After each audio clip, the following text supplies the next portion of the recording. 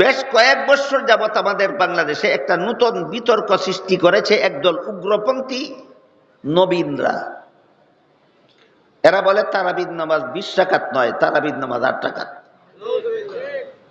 তারাবির নামাজ 20 রাকাত নয়, তারাবির নামাজ 8 রাকাত। এদের কথাটা কতটুকু সঠিক এই আলোচনা একটু পরে করব। এর আগে আমি কুরআন হাদিসের আলোকে আপনাদের সামনে তুলে ধরতে চাই কুরআন হাদিসের দ্বারা তারাবির নামাজ কত রাকাত প্রমাণিত। মুসান্নাফে ইবনে আবি শায়বা নামক হাদিসে উল্লেখ আছে, রাসূল করিম সাল্লাল্লাহু আলাইহি ওয়াসাল্লাম রমজান মাসে এই যে এশা আর ফজরের মধ্যবর্তী সময়ে যে নামাজগুলি পড়তেন, বিতির সহ 23 রাকাত পড়তেন। বলুন তো, এশার পরে ফজরের আগে এই মধ্যবর্তী সময়ে রমজান মাসে এই সময়ে রাসূল যে নামাজগুলি পড়তেন বিতির সহ কত রাকাত? 23 রাকাত। এই 23 রাকাত থেকে বিতিরের জন্য 3 রাকাত আলাদা করে নিলে আর কত থাকে? এই যে 20 রাকাত নামাজ রাসূল নিজে পড়তেন রমজান মাসে, হাদিসে উল্লেখ আছে। এই হাদিসটা যখন বলা হয় তখন যারা বলে তারাবির নামাজ 8 রাকাত তারা বলে হাদিসটা জয়ীফ, হাদিসটা দুর্বল, মানা যায় না। বড় আশ্চর্যজনক ব্যাপার, যারা বলে তারাবির নামাজ 20 রাকাত নয় 8 রাকাত, এরা নিজেদের পরিচয় দিয়ে তাকে আহলে হাদিস বলে। বলে আমরা হাদিসে যা আছে তা মানি, আবু হানিফা যা কয় তা মানি না, ইমাম শাফি যা বলে তা মানি না, আমরা হাদিসে যা আছে তা মানি। তোমরা যেহেতু কোনো ইমামের কথা মানো না, হাদিসে যা আছে তা মানো। হাদিসে আছে রাসূল তারাবির নামাজ 20 রাকাত পড়তেন। এই হাদিসটা জয়ীফ, এটা তো রাসূলের কথা না, এটা তো ইমামদের কথা। ইমামদের কথা তো তুমি আগের থেকেই মানো না, বিষয়টা বুঝেন নাই মনে হয়। তুমি ইমামদের কথা মানো না, হাদিস যা আছে হাদিসে যা আছে তা মানো, এই জন্য তোমার নাম আহলে হাদিস। হাদিসে আছে রাসূল তারাবির নামাজ 20 রাকাত পড়তেন, এই হাদিসটা জয়ীফ, এই কথা এটা তো রাসূলের কথা না, এটা তো ইমামদের কথা। এখন ইমামদের কথা মানলা কেন?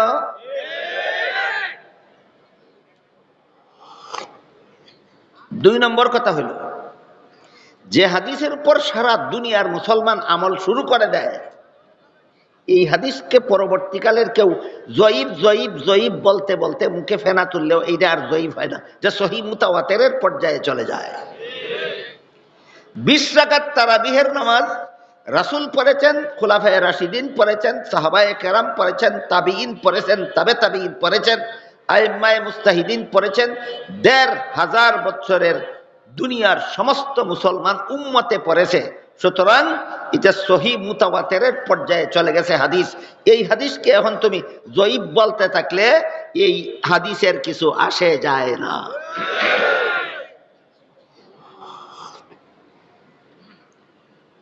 কাজেই তারাবির নামাজ 8 রাকাত না 20 রাকাত? হাদিসের দ্বারা প্রমাণিত। যারা বলে 8 রাকাত তাদের কাছে যদি জিজ্ঞেস করা হয় তারাবির নামাজ 8 রাকাত কোথায় পেলে, বলে বুখারী শরীফের হাদিস আছে। এবার সেই বুখারী শরীফের হাদিসটা, তারা যেই হাদিসটার কথা বলে সেই হাদিসটা আমি আপনাদের শুনাই।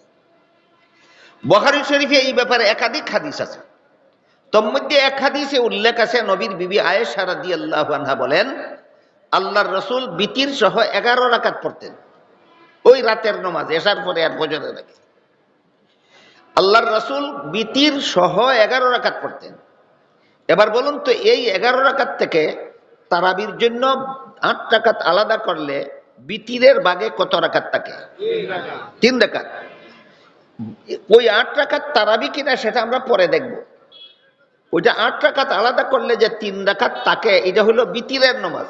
তোমরা যারা বলো তারাবি 8 রাকাত, তোমরাই তো বলো বিতির 1 রাকাত। তোমার হাদিস তো বলে বিতির 1 রাকাত না, বিতির 3 রাকাত। তারাবি 8 রাকাত সাব্যস্ত হয় কিনা সেটা আমরা পরে দেখব, কিন্তু তোমার হাদিসের দ্বারা কিন্তু সাব্যস্ত হয়ে গেল বিতির 1 রাকাত নয়, বিতির 3 রাকাত। আজকের থেকে মনে রাখবেন, সহিহ বুখারী শরীফের হাদিসের দ্বারা প্রমাণিত বিতির 1 রাকাত নয়, বিতির 3 রাকাত। সুতরাং যারা বলে বিতির 1 রাকাত, এরা হাদিসের ভুল ব্যাখ্যা করে, অপব্যাখ্যা করে।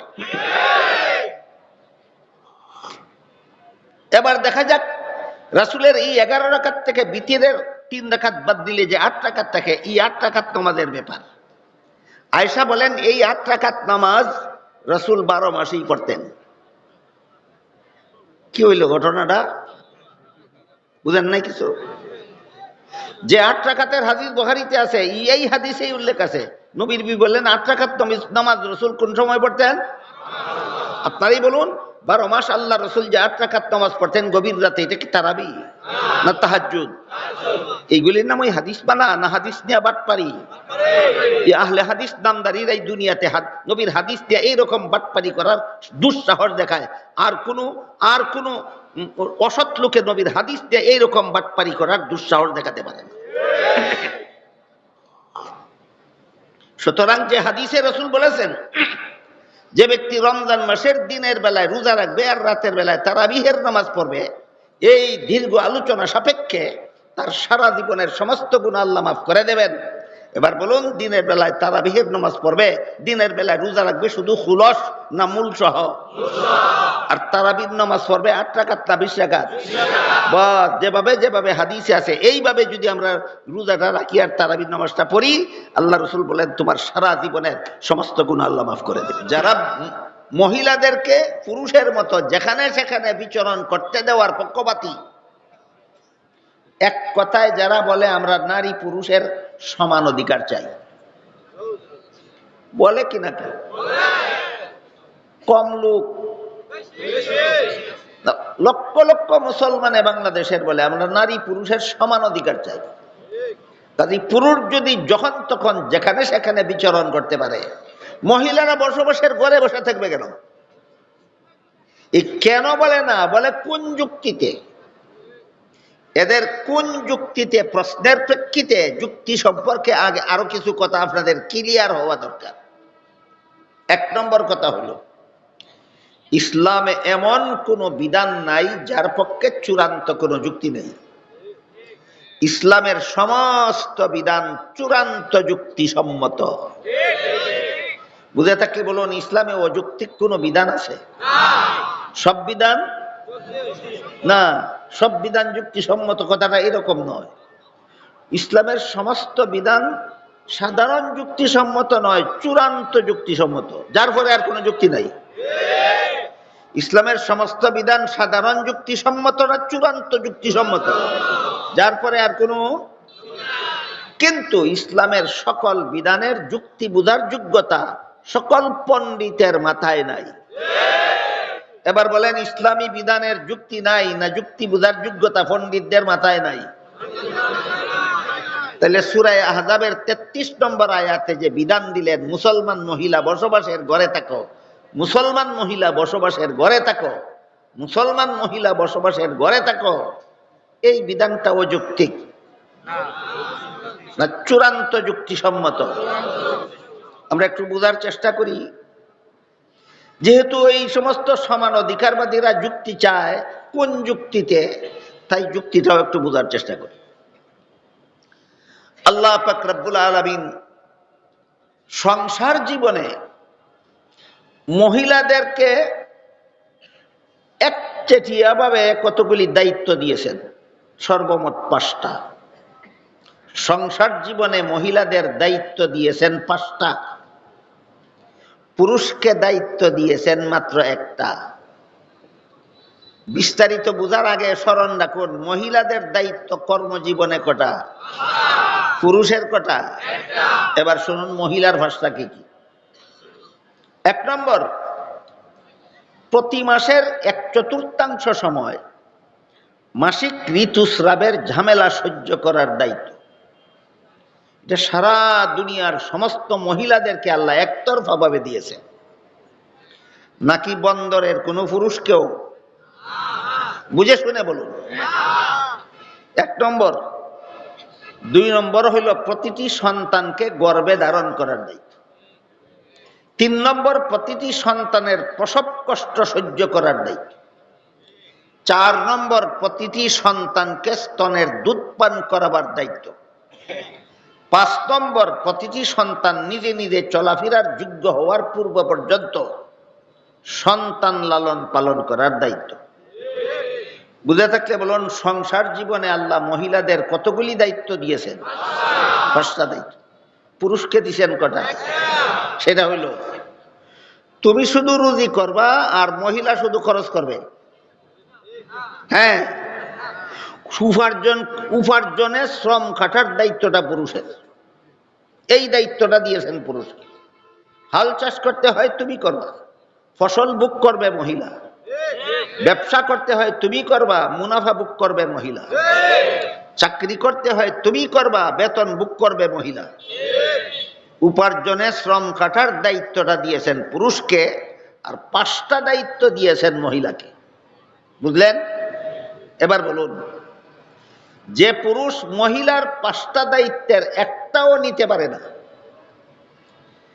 আবার নিজের একটা মাত্র দায়িত্ব মহিলাকে দিতে চায়, এমন পুরুষ কি আছে সমাজে? এরা কি দুনিয়াতে আসলো গুড়ার ঘাস কাটতো? এই বেহায়া বেলা যারা, তোরা দুনিয়াতে আইসত গুড়ার ঘাস কাটতে? বেচারির 5টা দায়িত্বের একটাও তুই নিতে পারস না, আর তোর একটা মাত্র দায়িত্ব, তাও মহিলার গাড়ে চাপাতে চাস। তোর মতো বেইনসাফ আছে কোথায়?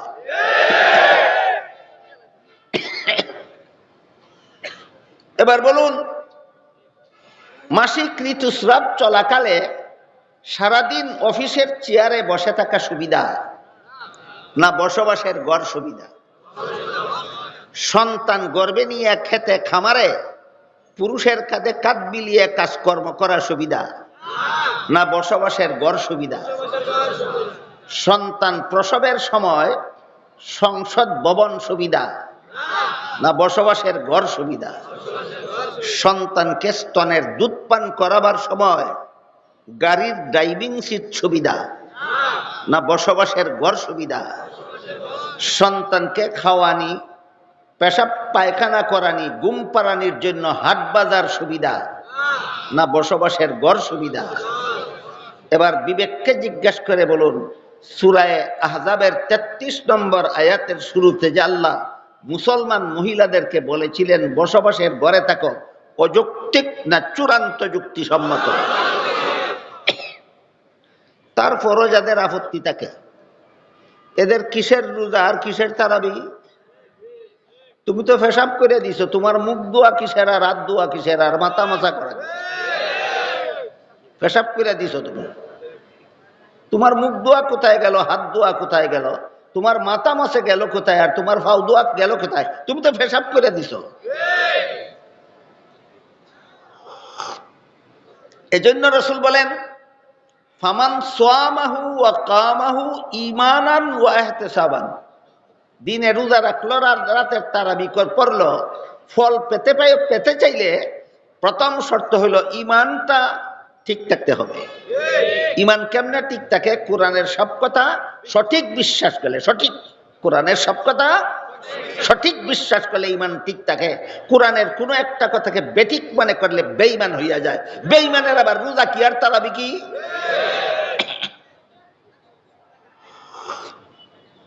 আরেকটা উদাহরণ দিব।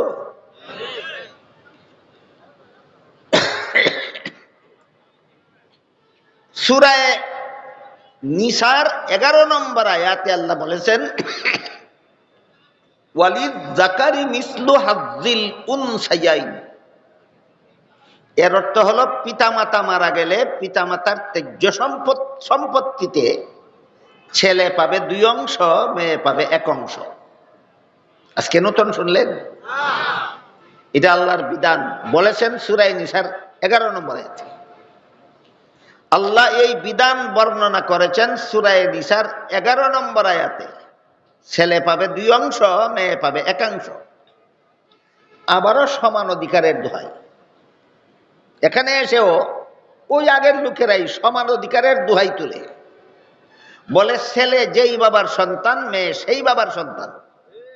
ছেলের মুখ আছে খাওয়ার দরকার, মেয়েরও মুখ আছে খাওয়ার দরকার। ছেলের শরীর আছে পোশাকের দরকার, মেয়েরও শরীর আছে পোশাকের দরকার। ছেলের জীবনযাপনের জন্য বাড়িঘরের দরকার, মেয়েরও জীবনযাপনের জন্য বাড়িঘরের দরকার। এমত অবস্থায় একই বাবার সন্তান হওয়া সত্ত্বেও বাবার সম্পদে ছেলেকে 2 অংশ দিয়ে মেয়েকে 1 অংশ দিলে সমান অধিকার ঠিক থাকে না? বলে কিনা? 2-4 জন না লাখ লাখ? এরা কি সূরা নিসার 11 নম্বর আয়াতে বিশ্বাসী না অবিশ্বাসী? কোরআনের কোন আয়াতে অবিশ্বাসী থাকার নামই ঈমান ঠিক রাখা? না ইমান ধ্বংস করে দেওয়া? তোমার কিসের রোজা, কিসের তারাবি? তোমার তো ইমানই নাই। আপনারা যদি এখানে কেউ মনে মনে ভাবেন যে তাহলে এটা কোন যুক্তিতে, ওই তারা বলে সমান অধিকারওয়ালারা বলে কোন যুক্তিতে?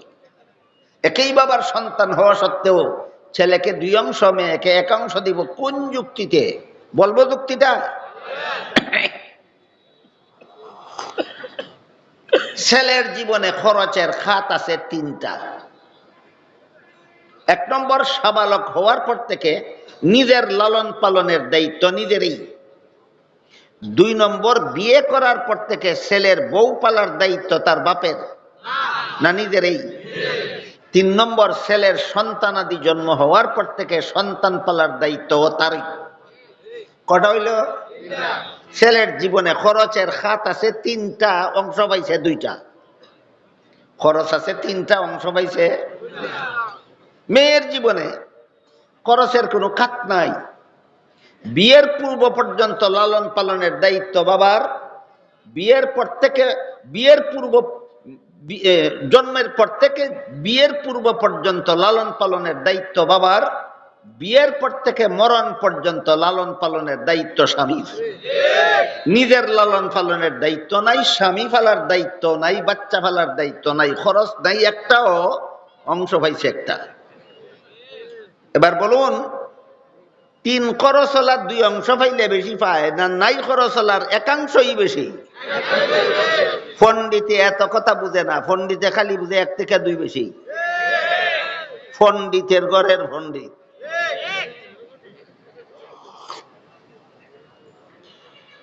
একটা গল্প বলি আপনাদেরকে। একটা লোক ছিল নেহাত মূর্খ, লেখাপড়া তো জানেই না, দস্তখত তো জানে না। এই মূর্খ লোকটা তার ছেলেকে স্কুলে লেখাপড়া করতে দিয়েছিল। ছেলে খুব মেধাবী ছিল। একাধারে 10 বছর স্কুলে লেখাপড়া করে তার ছেলে এসএসসি পরীক্ষা দিয়া ফার্স্ট ডিভিশন, ফার্স্ট বয় হইয়া পাস করলো। বুঝে থাকলে বলুন তো, ফার্স্ট বয় হয়ে থাকলে রোল নম্বর কত হবে? বাপ শিক্ষিত না মূর্খ? বাপে কিন্তু 1 নম্বরে ফাঁস করলে নম্বর বেশি পায় না 10 নম্বরে ফাঁস করলে নম্বর বেশি পায়, এত কথা বুঝে না, খালি বুঝে 1 থেকে 10 বেশি।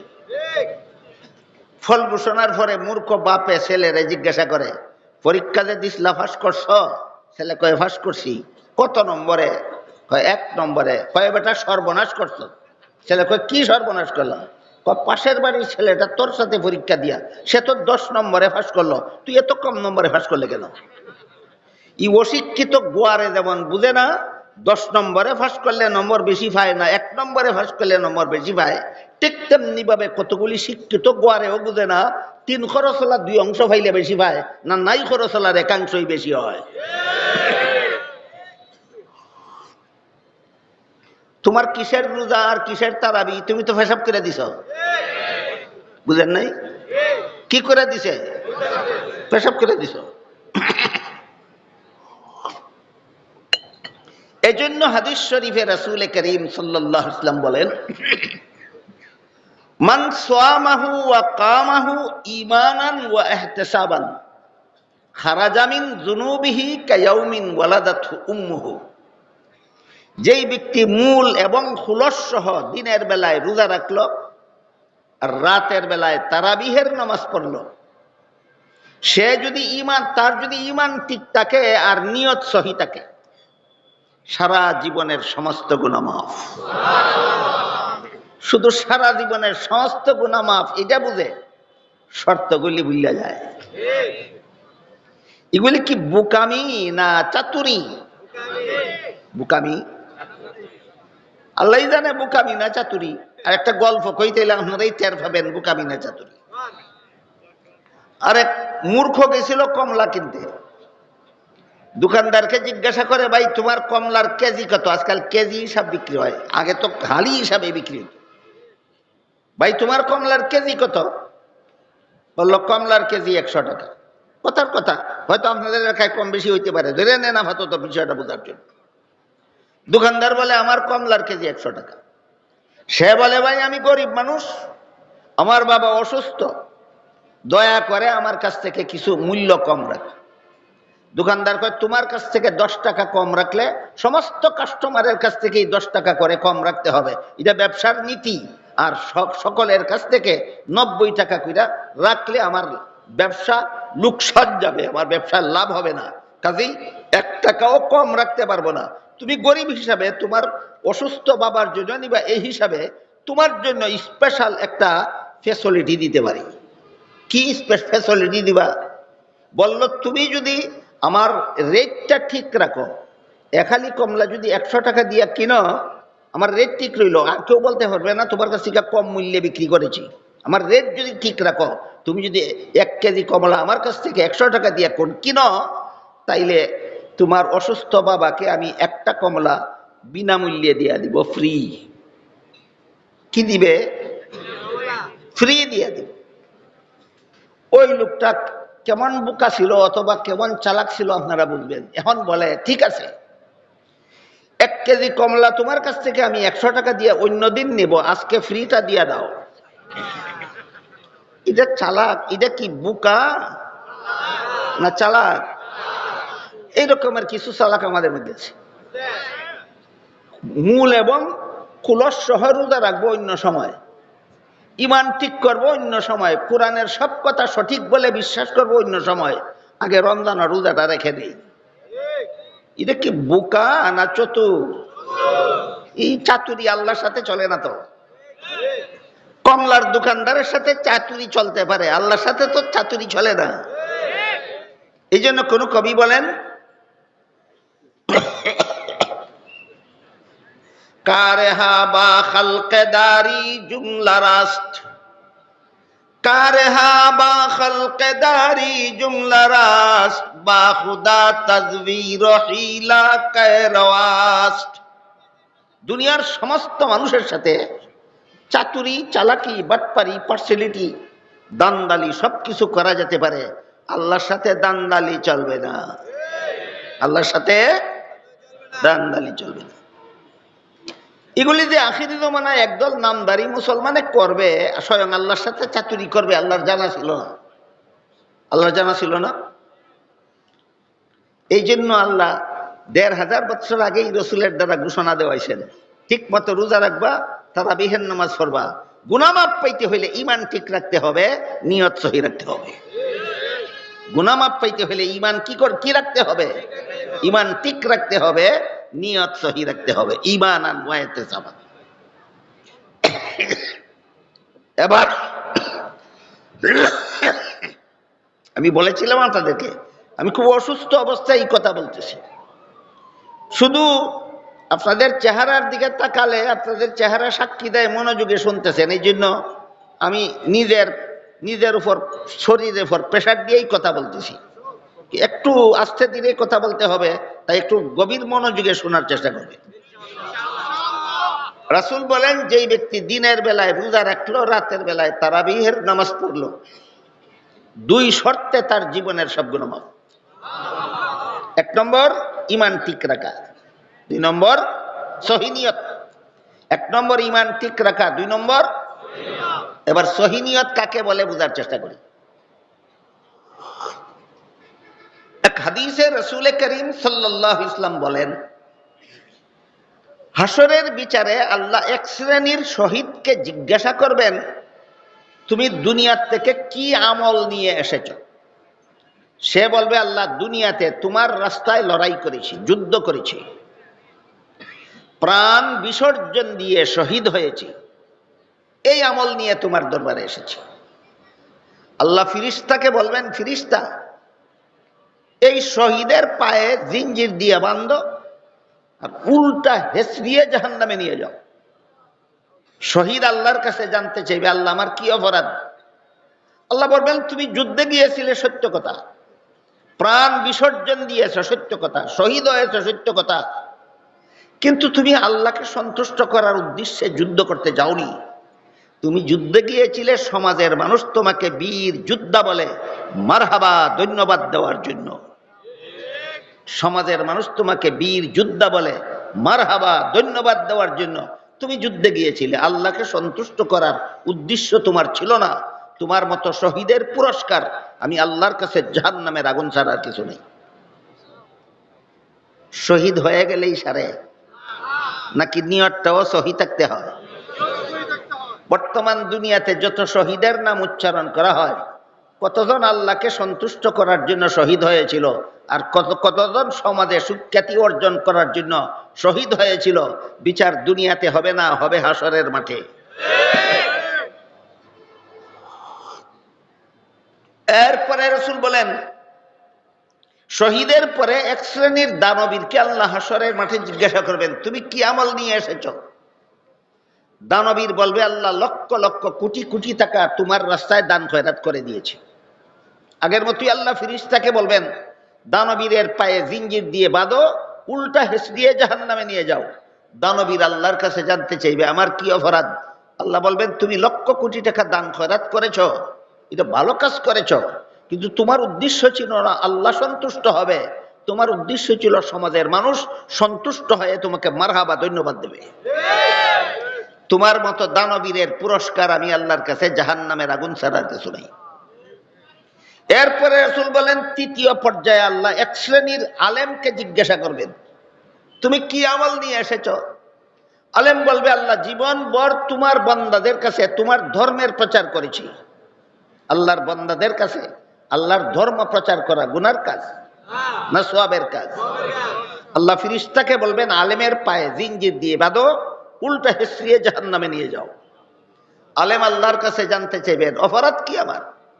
আল্লাহ বলবেন, তুমি আমার বান্দাদের কাছে আমার ধর্ম প্রচার করেছ, ভালো করেছ, কিন্তু তোমার উদ্দেশ্য ছিল না আল্লাহ সন্তুষ্ট হবে, তোমার উদ্দেশ্য ছিল সমাজের মানুষ তোমার ভক্ত হয়ে তোমাকে বড় হুজুর জিন্দাবাদ বলবে। তুমি তো মানুষের জিন্দাবাদ পাওয়ার জন্য মানুষের কাছে আমার দিন প্রচার করেছ, আমি আল্লাহকে সন্তুষ্ট করার জন্য নয়। তোমার মতো আলেমের পুরস্কার আমি আল্লাহর কাছে জাহান্নামের আগুন ছাড়া কিছু নাই। একদল শহীদ জাহান্নামে গেল, একদল দানবীর জাহান্নামে গেল, একদল আলেম জাহান্নামে গেল।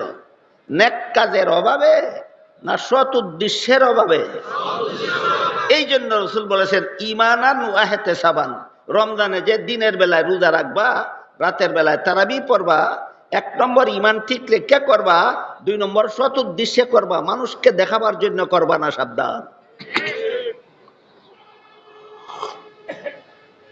এবার আমরা মানুষকে দেখাবার জন্য কে কে রোজা রাখি, আর কে কে মানুষকে দেখাবার জন্য তারাবি পড়ি, আর কে কে আল্লাহকে সন্তুষ্ট করার জন্য করি, মানুষ দেখুক বা না দেখুক, এই বিষয়টাও আলোচনা করার দরকার ছিল, কিন্তু আমার স্বাস্থ্য মানায় না, করবোটা কি?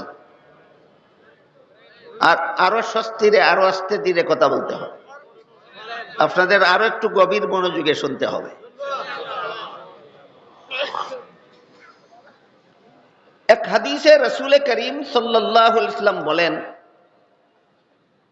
খায়রু মাসাজিদিন নিসায়ে কারু বুয়ুতিহিন্না, এর অর্থ হলো মহিলাদের শ্রেষ্ঠ মসজিদ তাদের ঘরের কোণা। মহিলাদের শ্রেষ্ঠ মসজিদ ঘরের কোণা। আরেক হাদিসে উল্লেখ আছে, একজন মহিলা রাসূলের কাছে অনুমতি চাইল, বলল, আপনার ইমামতিতে যখন মসজিদে নববীতে 5 বেলার নামাজের জমাত চলে, তখন সেই জমাতে আমি শরীক হতে চাই, যদি আপনি অনুমতি দেন। কারণ মদিনা শরীফের জমাতে শরীক হলে 1 রাকাতে 50,000 রাকাতের সমান সওয়াব পাওয়া যায়। রাসূল ওই মহিলাকে অনুমতি না দিয়া বললেন, পুরুষরা মদিনা শরীফের মসজিদের জমাতে শরীক হলে যেভাবে 1 রাকাতে 50,000 রাকাতের সমান সওয়াব পায়, এই সওয়াবটাই তুমি ঘরের কোণায় একা পড়লে পাবে। সারমর্ম হইল, পুরুষ মসজিদের জমাতে নামাজ পড়ে যেই সওয়াব, মহিলা ঘরের কোণায় একা নামাজ পড়ে সেই সওয়াব। অযৌক্তিক যুক্তির কথা আলোচনা করতে পারবো কিনা জানি না, আমার স্বাস্থ্য মানায় না।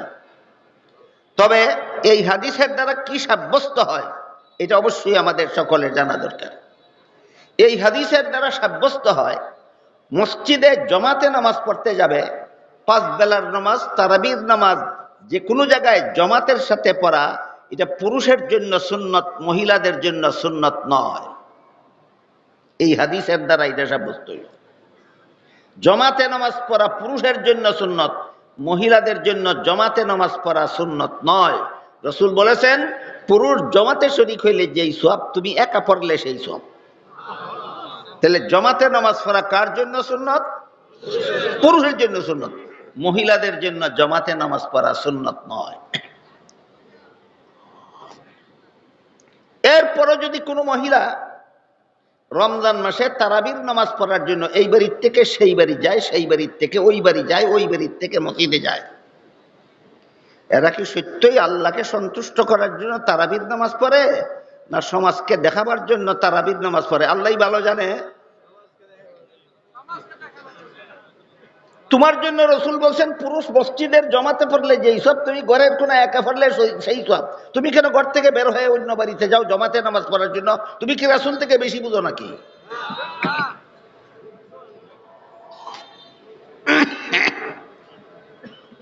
এক্ষেত্রে কিছু লোক আছে কোরআন হাদিসের কথাকে ভুল ব্যাখ্যা করে আপনাদের সামনে তুলে ধরে। এর মধ্যে একটা হাদিসের ভুল ব্যাখ্যা আপনাদের সামনে তুলে ধরা হয়। সেই হাদিসটা হলো রাসূল করিম সাল্লাল্লাহু আলাইহি ওয়াসাল্লাম তার সাহাবাদেরকে বলেছিলেন যে তোমাদের কোনো মহিলা যদি মসজিদের জমাতে শরীক হতে চায় তাহলে বাধা দিও না। বাধা দিও না কথার দ্বারা সুন্নত প্রমাণ হয় না বৈধ প্রমাণ হয়? হ্যাঁ, বৈধ প্রমাণ। তোমাদের কোনো মহিলা মসজিদের জমাতে শরীক হতে চাইলে বৈধ আছে, কিন্তু একা পড়লে সুন্নত। জমাতে শরীক হওয়া জায়েজ আছে, একা পড়া সুন্নত। জমাতে শরীক হওয়া জায়েজ আছে, একা পড়া সুন্নত। এই কথাটা রাসূল জীবদ্দশায় সাহাবাদেরকে বলছিলেন। রাসূলের ইন্তেকালের পর রাসূলের বিবি আয়েশা রাদিয়াল্লাহু তাআলা আনহা, রাসূলের বিবি আয়েশা রাদিয়াল্লাহু তাআলা আনহা পরিষ্কার ভাষায় বলে দিয়েছেন, সহিহ বুখারী শরীফে আছে। আয়েশা বলেন রাসূল যে পরিবেশে বলেছিলেন মহিলাদের মসজিদের জমাতে শরীক হওয়া জায়েজ আছে, সেই পরিবেশ এখন আর নাই। এখন কোনো মহিলাদের জন্য মসজিদের জমাতে শরীক হওয়া জায়েজ হবে না। তাহলে যে হাদিসে রাসূল বলেছিলেন মহিলাদেরকে মসজিদে জমাতে যেতে বাধা দিও না, এই হাদিস কি কিয়ামত পর্যন্ত বলবৎ না রাসূলের যুগ পর্যন্ত সীমাবদ্ধ? এই হাদিসের এই ব্যাখ্যাটা নবীর বিবি আয়েশা করেছেন। এই ব্যাখ্যাটা সহিহ বুখারী শরীফে আছে। এবার বলুন, নবীর হাদিস নবীর বিবি আয়েশা থেকে বর্তমান দুনিয়ার একদল উগ্রপন্থী নবীনরা বেশি বুঝে ফেলেছে নাকি? নবীর বিবি আয়েশা কেন এই হাদিস বুঝতে পারলেন না? তুমি এত বেশি বুঝলা কেন? তুমি এত বড় পণ্ডিত কেন? নবীর বিবির থেকে হাদিস বেশি বুঝো কেন? কথাটা কি আমরা আপনারা বুঝাতে পারলাম? সুতরাং রাসূলের হাদিস মতো আমাদের মহিলারা যদি তারাবির পুরাপুরি সওয়াব পেতে চায় তাহলে ঘরের কোনায় একা একা নামাজ পড়তে হবে। এটাই মহিলাদের জন্য সুন্নত। কোন নামাজের জমাতে শরীক হওয়া মহিলাদের জন্য সুন্নত নয়, এটা পুরুষের জন্য সুন্নত। আল্লাহ আপনাদের আমাদের সবাইকে যেভাবে রোজা রাখলে, যেভাবে তারাবির নামাজ পড়লে জীবনের সব গুনাহ মাফ হয়ে যায়, সেভাবেই রমজানের কাজগুলি করার তৌফিক দান করুন। সবাই বলুন আমিন।